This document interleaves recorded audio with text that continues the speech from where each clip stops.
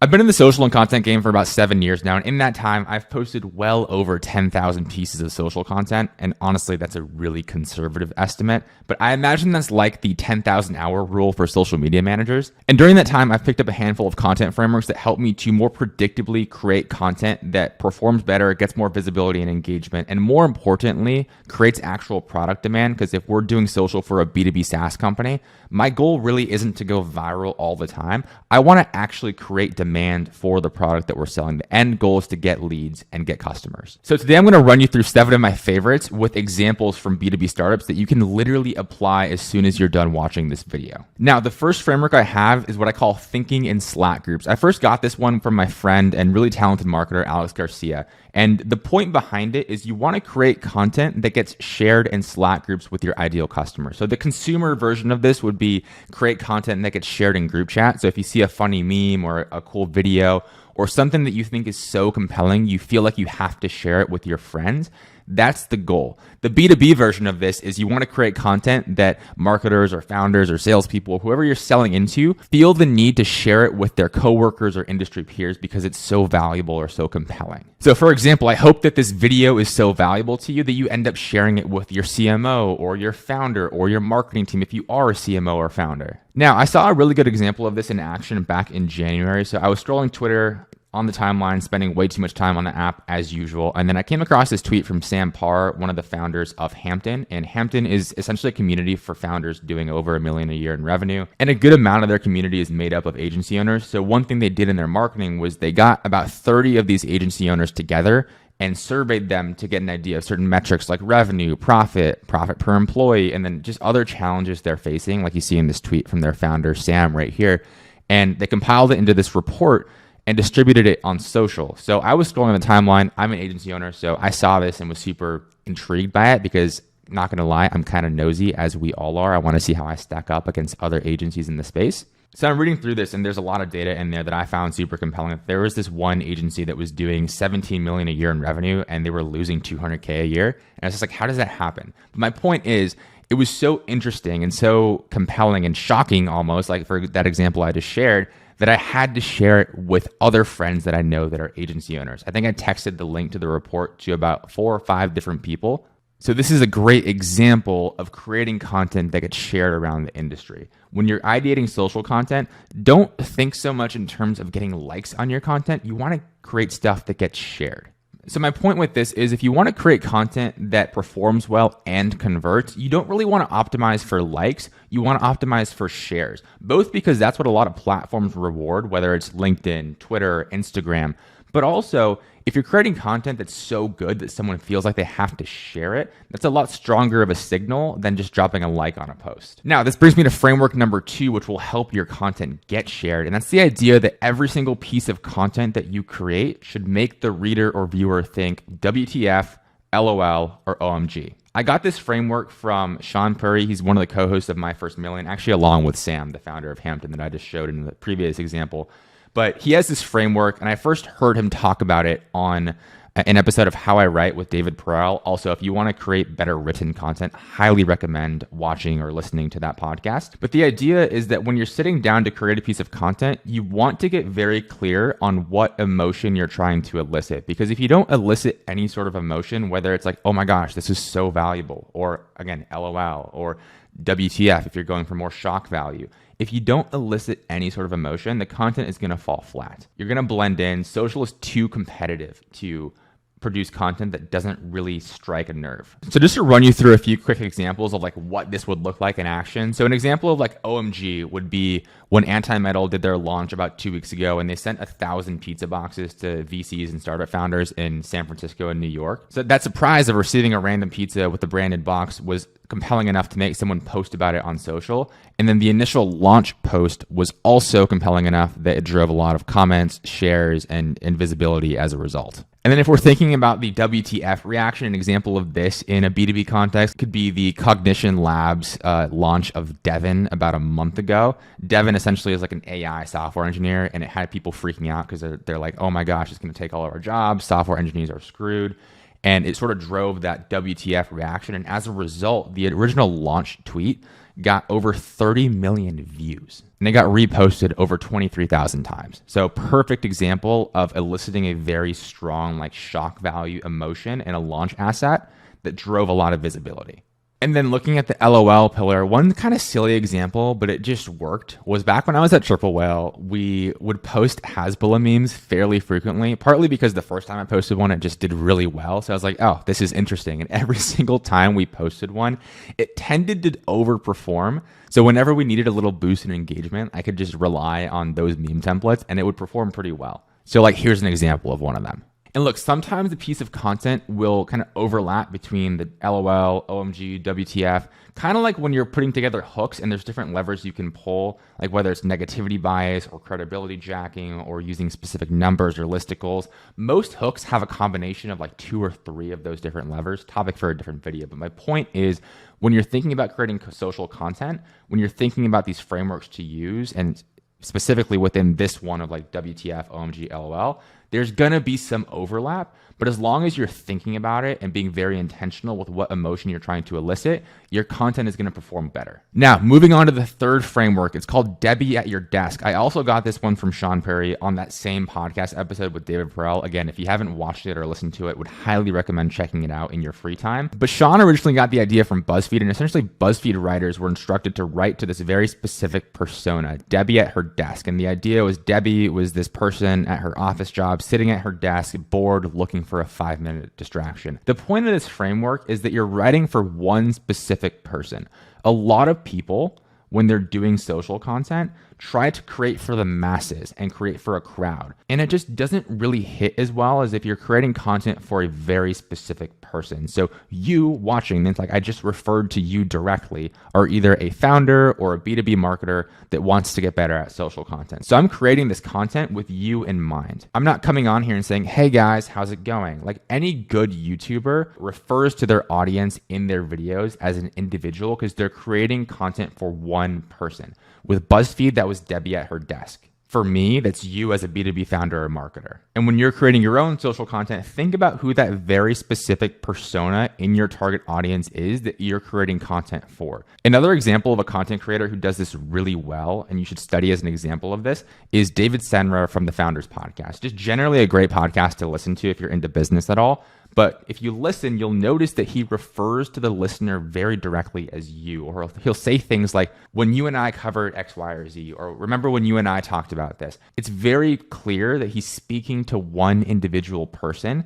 Again, he's not saying, hey, you guys, or stuff like that that makes it feel like you're talking to a crowd. The takeaway here for you is that social content is a one-to-one conversation. It's not a mass presentation. So if you're recording video content like this, pretend like the camera is an individual person. If you're writing content, pretend like you're writing for one individual persona, and you're going to be able to capture details and emotions in that content that you wouldn't otherwise be able to if you were, say, presenting to a crowd. Now, the next framework I've got is called the over-the-shoulder test. I came across this one from Colin and Samir, and it's a good framework for thinking about visual content that stops the scroll and gets shared. So according to them, content that passes the over-the-shoulder test has such a strong visual hook that if someone's watching from over your shoulder, they can't stop watching. So the example they use in their breakdown here, I'll pull it up, is take a look at this.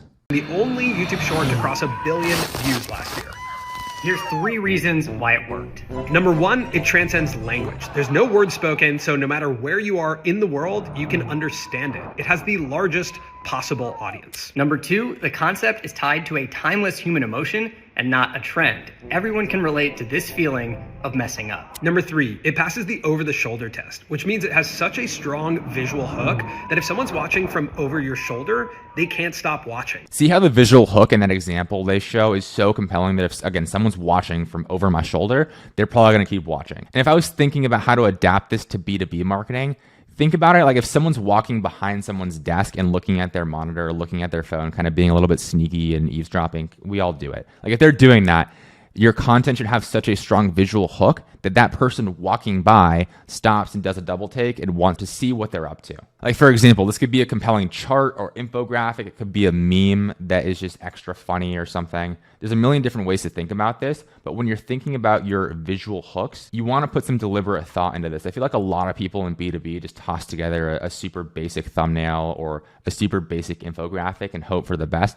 I'm even guilty of this. Like, if you look at my thumbnails on my newsletter website, I do want to revamp those. Even my YouTube thumbnails, I'm doing them myself. I don't have a designer who's doing them for me. So that's kind of why I'm just letting them rip, and that's fine. But if I was really trying to maximize the visibility and the engagement on this video and not just like, okay, if someone watches this, they're probably going to find it valuable, I would sit down and really think about how I could pass that over the shoulder test. Next up, we've got building a content funnel. This is one of the frameworks that I use literally every day, every week, week in and week out when we're ideating and creating content for the founders we work with at Compound. And the idea here is that a lot of B2B founders and marketing teams make one of two fatal flaws when they're planning out their social content. Either one, they go way too broad in their content and they build an audience really quickly, but the audience is very low value and is never going to buy from them. Like, you see a lot of people post very generic, general business advice or even marketing advice on social like LinkedIn and Twitter, and they build up this massive audience, but they're all people who are just never going to buy. It's like, cool, maybe if you're selling a $17 PDF, but if you're selling a high-ticket B2B SaaS product, you're just not going to have very much luck with a very untargeted approach. So I would call that skewing more top of funnel. The opposite of that is a lot of B2B founders will fall into the trap of really just only posting product-heavy, like sales pitch type of content, like feature highlights or case studies.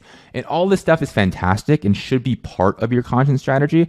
But if you do too much of that, you're not going to build an audience at all because it's not very compelling to someone who's never heard about your product, never heard about you as an individual. They don't trust you yet. So if all you're doing is shilling your product, you're not really giving them a reason to follow you outside of that. So that would be skewing more bottom of funnel. So a lot of these companies and founders will go either too top of funnel and go too broad, or the content just really has no total addressable audience for it, and it's too bottom of funnel, so they just exhaust their lead pool and then they're not bringing anyone new in and they get stuck. So thinking about your content strategy in terms of a content funnel is a good way to make sure the type of content that you're putting out is balanced, and you're going to be both building an audience, so bringing new people in, filling the room, and converting that audience. So once people are in the room, you can actually sell to them and move them deeper down the funnel, whether it's to a newsletter or just straight up buying your product. Now, the way you balance this content funnel is going to depend on your goals as a founder. So maybe you're earlier and your goal right now is to just really get momentum on social platforms, which I would recommend. If you're just starting, you really shouldn't be trying to convert super heavily.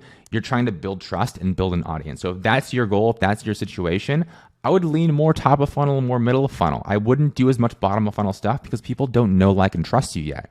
Now, if you have a strong audience and you're like, okay, I've built up this goodwill, my audience trusts me, it's time to cash in on that a little bit. Maybe you want to skew more bottom of funnel, or if you have a really big product launch coming up, you can skew more bottom of funnel. That's totally fine. The specific distribution of your content funnel is going to depend on your company, your goals, but generally you want to be aware of this so you don't accidentally skew too far in either direction without realizing it. I also have another video on the channel that goes through this concept of a content funnel in a little bit more depth. So if you want to check that out after you're done watching this video, I'll link it up on the screen right now. Now, another framework that I use quite a bit, and I've seen a lot of companies use really well lately, is this idea of IRL to URL. So a lot of companies will fall into one of two tracks. So either track one, they'll post a consistent flow of social content that just goes out day to day. So this would be like posting thought leadership type of stuff and even like memes and just stuff like this that I'm filming in my office, and it's just traditional social content. The other track is one-off ambitious campaigns that are meant to make a lot of noise in a concentrated period of time. So this would be things like the Ramp documentary that just launched, or even that report I mentioned earlier from Hampton. It's like a very concentrated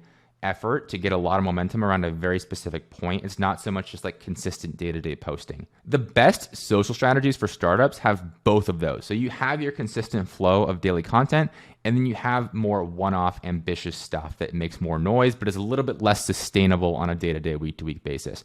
One way to do that is to take stuff that happens in real life and use that to feed into social content. One example of this that I like that you'll see on the screen right now is from acquire.com. So what they do is they have this billboard in, I forget if it's in New York or San Francisco, but it's like a highly populated city. They have a billboard.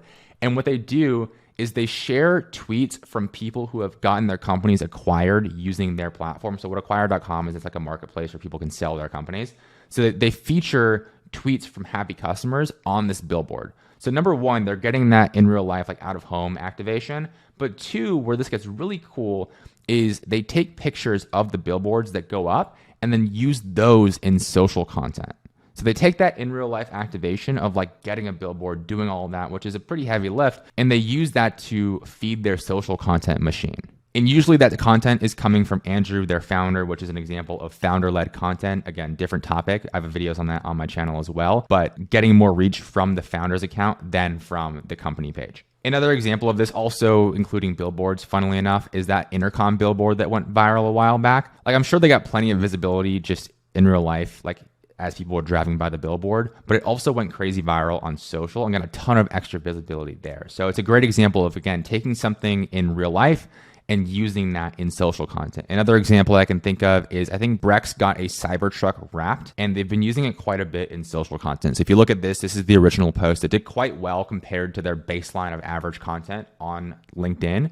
And if we keep scrolling, we'll see it used again in social content. It didn't do quite as well this time right here. But again, continuing to use that in social content. And we keep going.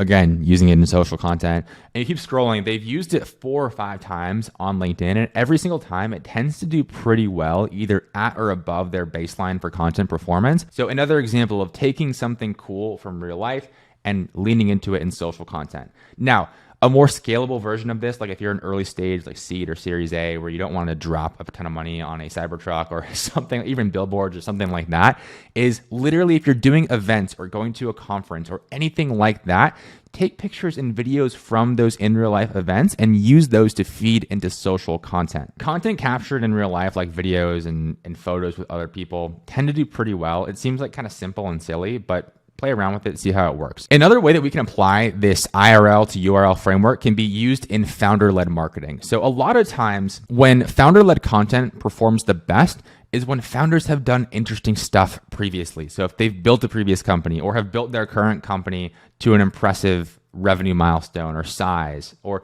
just other stuff that they've done that makes them interesting as a founder, interesting as a person, all of that makes it a lot easier to build up a founder-led content presence than if you're just trying to come up with like compelling content from scratch. Like all of my best clients have a track record of success, whether it's like building a previous company or other stuff that gives them credibility or makes them interesting to their target audience. So that IRL to URL framework also applies when you're thinking about how to position yourself in your founder-led content. So like an example of this could be if we look at Adam Robinson, a lot of his content pops off, but it comes from his direct experiences, whether it's like specific metrics or experiences as he's building retention.com or B2B, or if he's talking about when he scaled his last startup to an 8-figure exit. The guy has a track record, so it makes his content immediately more compelling than if he was to just do basic how-to stuff or do like third-party breakdowns to try and hack into someone else's credibility. Like he has enough credibility and interest around what he does that he can just literally write about his day-to-day or his past experiences without really fluffing it up a whole lot. Now, moving into framework number 7, I actually have a bonus one at the end, so make sure you stick around for that. But the 7th framework is quantity earns quality. A lot of marketers are pretty entitled, to be honest. Like they think that they should just be able to post like once a week and it's just going to pop off and their audience is going to grow. Or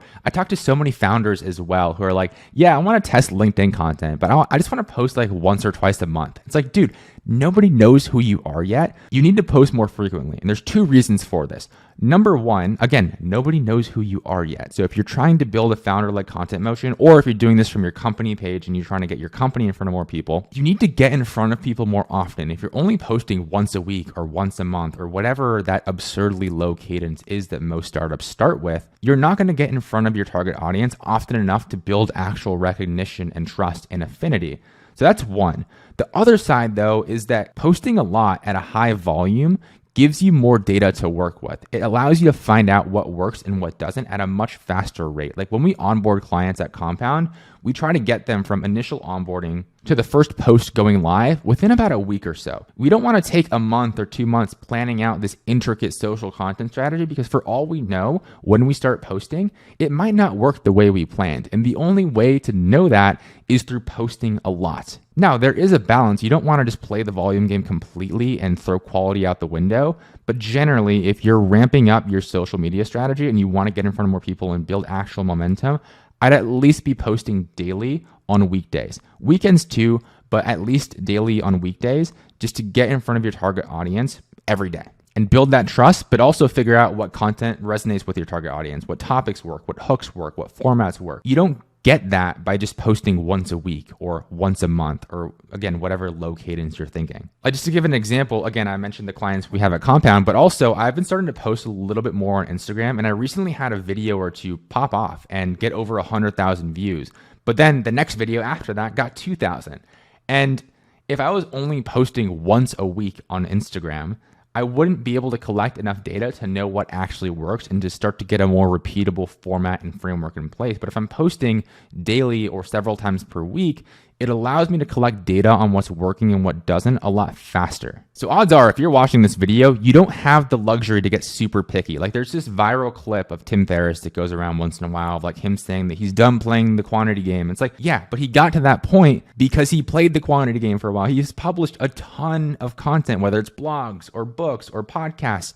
He's done a ton. So he has that trust with the audience that, yeah, he can take 2 months off and publish something and it's going to do well because of the thousands of content assets that he published before. Does that make sense? Now, this 8th framework, and arguably the most important, saving the best for last here, is the importance of being known well, not well known. This framework also actually originally comes from Sean Puri, who's just apparently a framework machine when it comes to social and content stuff. But I first heard it from Adam Robinson. He's actually a former client of mine, and I highlighted him earlier when I was talking about one of the other frameworks. But when we were creating content for Adam's LinkedIn, early on, we were going a bit too broad and stuff was performing really well, like getting 5,000 likes or 10,000 likes. And it's super cool. It's like, oh my gosh, this is amazing. But then you realize that, hey, these impressions, these engagements aren't that high quality and they're not as targeted as they should be. So instead, what you want to do is get very clear on who you're talking to. Again, going back to the whole Debbie at your desk thing, get very clear on who that persona is that you want to target and create all your content with the intention of targeting that persona. It doesn't matter if you have a mass market audience or a super large audience as a B2B SaaS founder. Your goal isn't to reach 10 million people. Your goal is to reach 10,000 of the correct people. And then going back to Adam real quick. So he made this post about a couple weeks ago going through like the two opposing versions, like well-known versus known well. So in that post, he writes, agencies will tell you they can ghostwrite and grow your followers in just 1 hour of your time a week. They can and they will. It's one way to start building your brand. You can see some benefit. Here's the problem. The best case outcome is that you're well known. I believe the power in LinkedIn is the opposite. If you can create the best content and figure out how to reach your ICP, you can become known well, which is far more powerful level of trust. Trust equals brand. Yeah, and I agree with that take. Like one thing I try to get across to all of our clients at Compound is one, you're still going to have a time commitment. Whether it's an hour, whether it's 3 hours, depends on your level of involvement and desire to get good at content creation and content strategy. But there is going to be some level of involvement if you want this to really, really work well. And this goes whether you're working with us, whether you're working with an internal team member, whether you're doing your own content, you're going to have to be invested into this. It's very difficult to just outsource to a ghostwriter or an agency and hope that it's going to work. And when you do that, even if you are working with a content partner, you want to make sure that content is very targeted. Like I said earlier, Adam and I learned that lesson early on his account, like going a little bit too broad. And you see this a lot now with some agencies where they'll like post super broad generic business content and then amplify it a ton with like theme pages and be like, oh my gosh, we got so many more impressions. Like sick, bro. How many of those impressions are actually going to have any sort of chance from buying from you literally ever? Again, I'd much rather have 10,000 of my ideal customer following me than 100,000 super generic general followers that aren't going to buy my stuff. So those are 8 frameworks that I use literally every day when I'm sitting down to write social content. If you can nail these and watch this back a few times and really practice them and implement them into your day-to-day content flow, I can guarantee that your content's going to perform better. You're going to get in front of more people, and you're also going to get in front of more of the right people like we were talking about at the end, and you'll become very known well with your target audience. and get more leads, generate more product demand, whether it's from your founder's account doing founder-led content, whether it's from your company account. All of the stuff applies across the board. Now, two things. If you're new around here, hit subscribe. I post videos like this every week. Also, if you want to see another video on how to actually execute this founder-led content motion, like the exact playbook we use, I'll link it up on the screen right now. Go ahead and click that, and I'll see you over in that next video.